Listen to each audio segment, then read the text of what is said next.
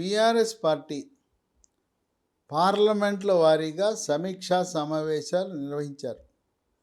ఈ సమీక్షా సమావేశాల్లో నాయకులు రావటం, కాసేపు మాట్లాడటం, ఆ సమావేశము ఉదయం 10 గంటల నుంచి సాయంత్రం 4 గంటల వరకు జరిగినా వాళ్ళేదో చెప్పాలని చెప్పుకోవటం, వెళ్ళిపోవటం. ఆ విధంగా మొక్కుబడిగా సమీక్షా సమావేశాలు జరిగినాయి. ఈ బీఆర్ఎస్ పార్టీ సూత్రప్రాయంగా ఒక నిర్ణయం తీసుకుంది. మనం అసలు టీఆర్ఎస్ని బీఆర్ఎస్ అని పేరు మార్చడం తప్పు. తర్వాత రాష్ట్రాన్ని వదిలి మన శక్తియుక్తులు వనరులన్నీ మా రాష్ట్రం మీద పెట్టడం, ఇతర రాష్ట్రాలు తిరగటం, సమయం వృధా చేయటం వల్ల తీరని నష్టము పార్టీకి జరిగిందని ఇప్పుడు గమనించారు. మళ్ళీ పేరుని వెనక్కి టీఆర్ఎస్ అని తెచ్చి అసలు మనం దేశ రాజకీయాలు మనకొద్దు, జాతీయ రాజకీయాలు మనకొద్దు, తన్ను మాలిన ధర్మము విధము చెడ్డ బేరము, నేల విడిచి సాము అనే విధంగా తెలంగాణ రాష్ట్రం వదిలి ఉత్తర భారతం తిరగటం. లేదు, తెలంగాణ రాష్ట్రంలో పన్నులు కడితే ఈ ప్రజలు పన్నుల రూపాన కట్టిన డబ్బు తీసుకువెళ్ళి పంజాబ్లో, అట్లాగే ఉత్తరాఖండ్లో, అట్లాగే జార్ఖండ్లో ఆయన కావాలంటే పార్టీ డబ్బులు ఇవ్వచ్చు, తన సొంత డబ్బులు ఇవ్వచ్చు. తెలంగాణ రాష్ట్ర ఖజానా నుంచి అక్కడ ఉండే ప్రజలకు పంపిణీ చేయటం తెలంగాణ ప్రజలకు ఆగ్రహాన్ని తెప్పించింది. సూత్రప్రాయంగా ఏ రాష్ట్రంలో కూడా ఎక్కడా పోటీ చేయొద్దని నిర్ణయించుకున్నారు. దాంతోపాటు కుటుంబ సభ్యులు కేసీఆర్, కేటీఆర్, కవిత, హరీష్ రావు నలుగురు ఎవ్వరు కూడా లోక్సభకు పోటీ చేసే ప్రసక్తి లేదనే నిర్ణయానికి వచ్చారు. ఒకానొక సమయంలో కేసీఆర్ మెదక్ నుంచి పోటీ చేస్తాడు, మహబూబ్ నగర్ నుంచి పోటీ చేస్తాడని ఊహాగానాలు ఉన్నా ప్రస్తుతం ఈ కుటుంబం అంతా కూడా రాష్ట్రం మీదే దృష్టి సారించాలని ఉంది. నిజామాబాద్లో కవిత పోటీ చేయాలని భావించిన అక్కడ పసుపు బోర్డు, కేంద్ర ప్రభుత్వం మోడీ పసుపు బోర్డు ప్రకటించడం వల్ల అక్కడుండే రైతులందరూ, పసుపు రైతులందరూ జై బీజేపీ అంటున్నారు, కమలం పార్టీ అంటున్నారు. అక్కడ కామారెడ్డిలో కేసీఆర్ని, రేవంత్ రెడ్డిని, మాజీ ముఖ్యమంత్రి ప్రస్తుత ముఖ్యమంత్రిని వెంకటరమణారెడ్డిని సాదాసీదా బీజేపీ నాయకుడు ఓడించటం, అలాగే ఆర్మూర్లో కూడా బీజేపీ గెలవటం, ఇవన్నీ చూసిన తర్వాత అక్కడ అరవింద్ గెలవటం నల్లేరు మీద నడకని గమనించి మళ్ళీ మరొకసారి కవిత ఓటమి తప్పదని అక్కడ వేరే అభ్యర్థిని పెడదాం అనే ఆలోచనకు వచ్చేశారు. కనుక కుటుంబ సభ్యులు ఎవరు కూడా లోక్సభలో ప్రవేశించే అవకాశమే లేదు. ఇప్పుడున్న పరిస్థితుల్లో 2018లో 88 సీట్లతో అధికారంలోకి వచ్చిన తర్వాత టీఆర్ఎస్ పార్టీ ఎంత దర్పంతో మాట్లాడారంటే, ఒక సీటు ఎంఐఎంకి ఇస్తున్నాం, 16 సీట్లు కైవసం చేసుకోవాలి, సారు కారు 16 అనే డైలాగ్ పెట్టారు. అప్పుడు సారంట, కారంట, 16 అంట. 2018 శాసనసభ అయిన తర్వాత పార్లమెంట్ ఎన్నికల ముందు 4 నెలల కాల వ్యవధిలోనే పూర్తిగా పతనం అయిపోయింది బీఆర్ఎస్ పార్టీ. లోక్సభ ఎన్నికల్లో కేవలం 9కి పరిమితమైంది. ఇప్పుడు అధికారాన్ని కోల్పోయింది. అప్పుడే 9 వచ్చినాయి, ఇప్పుడు 9 కాదు కదా. కేసీఆర్ కుటుంబ సభ్యులు ఎవరూ పోటీ చేయకపోతే, కేసీఆర్ పోటీ చేస్తే ఆయన ఒక్కడు గెలిచే అవకాశం ఉంది. కానీ ఇప్పుడు ప్రస్తుత పరిస్థితుల్లో ఈ బీఆర్ఎస్ పార్టీ తరపున ఎవరు పోటీ చేసినా ఒక్కరు కూడా విజయం సాధించే అవకాశాలు లేవని సర్వేలు ఖరాఖండిగా చెబుతూ ఉన్నాయి. పైగా రామ జన్మభూమి ప్రాణ ప్రతిష్ఠ వల్ల దేశమంతా జై శ్రీరామని మారుమోగుతున్న సమయంలో తెలంగాణ రాష్ట్రంలో కూడా అదే సెంటిమెంట్, జై శ్రీరామ్ సెంటిమెంట్ వల్ల 10 నుంచి 12 సీట్లు బీజేపీ కైవసం చేసుకుంటుందని వివిధ సర్వేలు వాళ్ళు వెలిబుచ్చుతున్న తరుణంలో బీఆర్ఎస్ పార్టీ ఒక్క సీటు గెలవకపోయినా ఆశ్చర్యం లేదు. అయినా అభ్యర్థులు వీళ్ళు ఏమడుగుతున్నారు పోటీ చేసేవాళ్ళు? మేము డబ్బులు ఖర్చు పెట్టాం. బీఆర్ఎస్ అభ్యర్థుల యొక్క 10 ఏళ్ళు అధికారం చెలాయించారు, డబ్బు సంపాదించుకున్నారు. ప్రస్తుతం ఈ బీఆర్ఎస్ ఎంపీ అభ్యర్థులు మేము పోటీ చేస్తాం, పార్టీ ఆదేశిస్తే డబ్బులు పార్టీ ఖర్చు పెట్టాలి. పార్టీకి 1000 కోట్లు ఉన్నాయి బ్యాంకు డిపాజిట్లో. దేశంలో ధనిక పార్టీ, అత్యధిక ధనిక పార్టీ ఏదంటే బీఆర్ఎస్. 1000 కోట్లు ఉన్నాయి, నెలకు 6 కోట్లు వడ్డీయే వస్తుంది. కనుక దాన్ని కొన్ని డిపాజిట్లు తీసేసి ఖర్చు పెట్టచ్చు.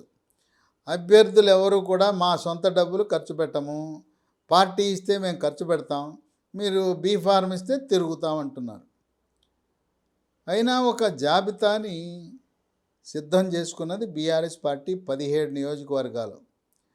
ఇవి సోషల్ మీడియాలో విస్తృతంగా ప్రచారంలో ఉన్నాయి.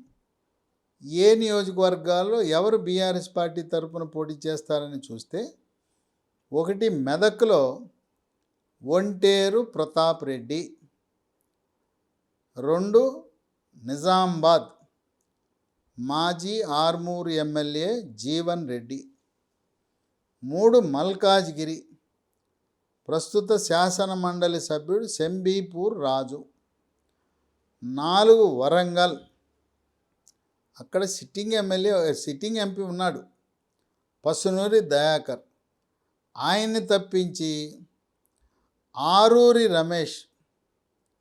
ఈ ఆరూరి రమేష్ ఆయన్ని రంగంలో తీసుకురావాలని చూస్తున్నారు.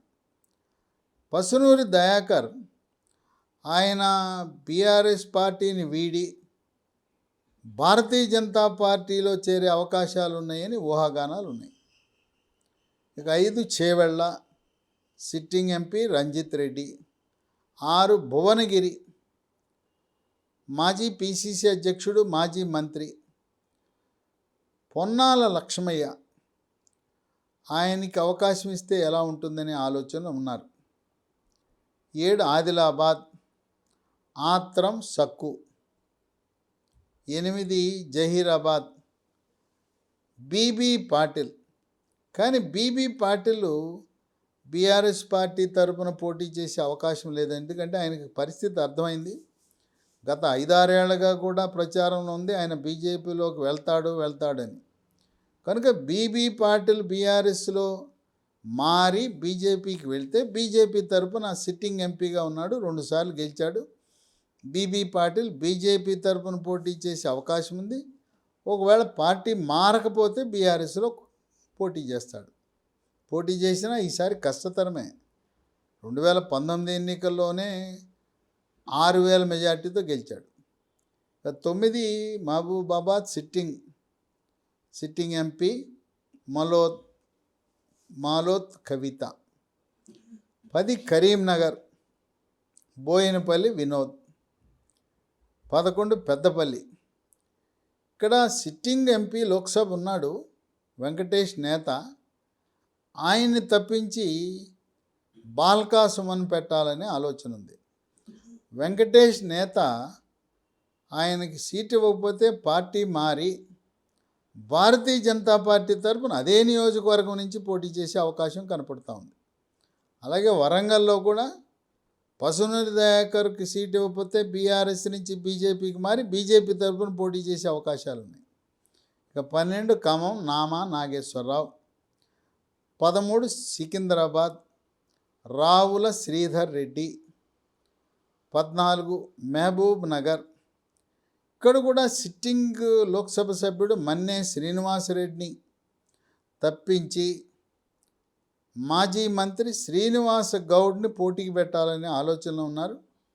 మన్నెం శ్రీనివాసరెడ్డికి లోక్సభ సీట్ ఇవ్వకపోతే ఆయన పార్టీ మారి బీజేపీకా లేదు కాంగ్రెసా, ఆయనకి ఏది అనుకూలంగా ఉంటే పార్టీ మారడం తథ్యమనే ఊహాగానాలు ఉన్నాయి. ఇక 15 నాగర్ కర్నూలు సిట్టింగ్ ఎంపీ రాములు, ఆయన తప్పించి గువ్వల బాలరాజు అచ్చంపేట నుంచి గువ్వల బాలరాజుకి ఇవ్వాలనే ఆలోచనలో ఉన్నారు. రాములు ఇప్పటికే భారతీయ జనతా పార్టీతో వాళ్ళతో సంప్రదింపులు జరుపుతూ ఉన్నాడు. తనకు కానీ తన కుమారుడికి కానీ ఈ సీట్ ఇవ్వాలని చెప్పి భారతీయ జనతా పార్టీని అభ్యర్థించాడు. రాములకి బీఆర్ఎస్ ఇవ్వదని దాదాపు ఖండితంగా తెలిసింది. అందువల్ల రాములు నాగర్ కర్నూలు నుంచి బీజేపీ పార్టీ తరఫున పోటీ చేసే అవకాశాలు కనపడుతున్నాయి. అంటే 3 సిట్టింగ్ ఎంపీలు బీఆర్ఎస్ పార్టీ సీటు తిరస్కరించడం వల్ల వరంగల్, పెద్దపల్లి, అట్లాగే నాగర్ కర్నూలు ఈ 3 నియోజకవర్గాల్లో కూడా సిట్టింగ్ ఎంపీలు బీజేపీ తరఫున పోటీ చేసే అవకాశాలు ఉన్నాయి. విశేషం ఏంటంటే ఈ బీఆర్ఎస్ పార్టీ దళితులంటే ఆటలాడుకుంటారు, దళితులంటే చులకనగా చూస్తారు. ఇవి 3 కూడా దళితులకు సంబంధించిన నియోజకవర్గాలు. వరంగల్ ఎస్సీ నియోజకవర్గం, అక్కడ దళితుడు గనక ఏం మాట్లాడలే అని ఆయన్ని మార్చడం. పెద్దపల్లి కూడా దళిత నియోజకవర్గం, అక్కడ వెంకటేష్ నేత, ఆయన కాంగ్రెస్ పార్టీ నుంచి మారి వచ్చి సిట్టింగ్ ఎంపీని మార్చటం ఒక రకంగా దళితులను అన్యాయం చేయటమే. మహబూబ్ నగర్లో కూడా అంతే.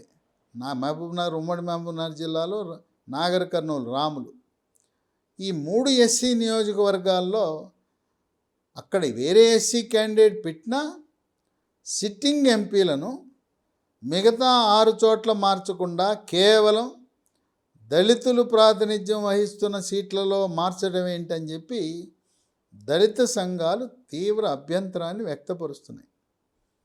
ఇక 16 నల్గొండ, అక్కడ గుత్తా సుఖేందర్ రెడ్డి కుమారుడు, నా కొడుక్కి అమిత్ రెడ్డికి అవకాశం ఇవ్వండి, గుత్తా అమిత్ రెడ్డిని ఇవ్వమని గట్టిగా ఆయన కోరుతున్నాడు. ఒకవేళ గుత్తా అమిత్ రెడ్డికి లోక్సభ సీట్ ఇవ్వకపోతే గుత్తా సుఖేందర్ రెడ్డి కూడా ఆయన తెలుగుదేశం పార్టీ, తదుపరి కాంగ్రెస్ నుంచి టీఆర్ఎస్, అందువల్ల రేవంత్ రెడ్డితో ఉన్న సాన్నిధ్యంతో తన కొడుకు భవిష్యత్తు దృష్ట్యా త్వరలో ఆయన బీఆర్ఎస్ పార్టీ టీఆర్ఎస్ని వీడి కాంగ్రెస్లోకి వెళ్ళినా ఆశ్చర్యం లేదు. అక్కడ కంచర్ల భూపాల్ రెడ్డి తన వంతు ప్రయత్నంగా వేరే అభ్యర్థి చిన్నారెడ్డిని పట్టుకొచ్చి, తేరా చిన్నారెడ్డి, ఈయన వేరే, ఈయన వనపర్తి చిన్నారెడ్డి కాదు, పారిశ్రామికవేత్త, ఆయన్ని నిలబెట్టాలని కంచర్ల భూపాల్ రెడ్డి ఈ గుత్తా సుఖేందర్ రెడ్డికి వ్యతిరేకంగా ప్రయత్నాలు చేయటం, సుఖేందర్ రెడ్డి తన కుమారుడికి సీటు రాకుండా మనస్తాపానికి గురైతే ఈ గుత్తా సుఖేందర్ రెడ్డి కుటుంబం కూడా శాశ్వతంగా బీఆర్ఎస్కు దూరమయ్యే అవకాశం కనపడుతూ ఉంది. ఇక 17 హైదరాబాదులో ఎంఐఎం పేరు చెప్పకపోయినా మిత్రపక్షం చట్టాపట్టాలు వేసుకుని ఎన్నికల్లో పోటీ చేయటం, ప్రభుత్వంలో సంకీర్ణ ప్రభుత్వం కాకపోయినా కారు స్టీరింగు ఓవైసీ చేతిలో ఉంది, సారు కేసీఆర్ సీటు వెనక సీట్లో పడుకుంటాడు అనే ఆరోపణ ఉన్న తరుణంలో అక్కడ బీఆర్ఎస్ పార్టీ లక్ష్యం ఎంఐఎం, అక్కడ అసదుద్దీన్ ఓవైసీ గెలుపు లక్ష్యంగా వీళ్ళు వ్యూహాలు రచన చేస్తారు. నామకే వాస్తే ఊరు పేరు లేని ఒక వ్యక్తిని ఉన్నామంటే ఉన్నామని ఒక అభ్యర్థిని హైదరాబాద్ నియోజకవర్గంలో పోటీకి పెడతారు. అక్కడ ప్రధానంగా పోటీ ఎంఐఎంకి భారతీయ జనతా పార్టీ మధ్యలో ఉంటుంది, కాంగ్రెస్ కూడా నామమాత్రమే. ఈ విధంగా బీఆర్ఎస్ అభ్యర్థులను సిద్ధం చేసుకుంటున్న 3 దళితులను మార్చటం, మహబూబ్ నగర్లో సిట్టింగ్ మన్నేం శ్రీనివాసరెడ్డిని మార్చటం, ఉన్న 9 మందిలో 4 సీట్లు మార్చటం, బీబీ పాటిల్ వీళ్ళు ఉండమంటున్నారు, బీఆర్ఎస్ వాళ్ళు ఉండమంటున్నారు, కానీ ఆయనే నాకు వద్దు నేనే వెళ్ళిపోతాననే ధోరణిలో బీబీ పాటిల్ ఉన్నాడు. కనుక రాబోయే పార్లమెంట్ ఎన్నికల్లో బీఆర్ఎస్ పార్టీ ఒక్క పార్లమెంట్ సీట్లో కూడా గెలవకపోయినా ఆశ్చర్యం లేదని విశ్లేషకులు భావిస్తున్నారు.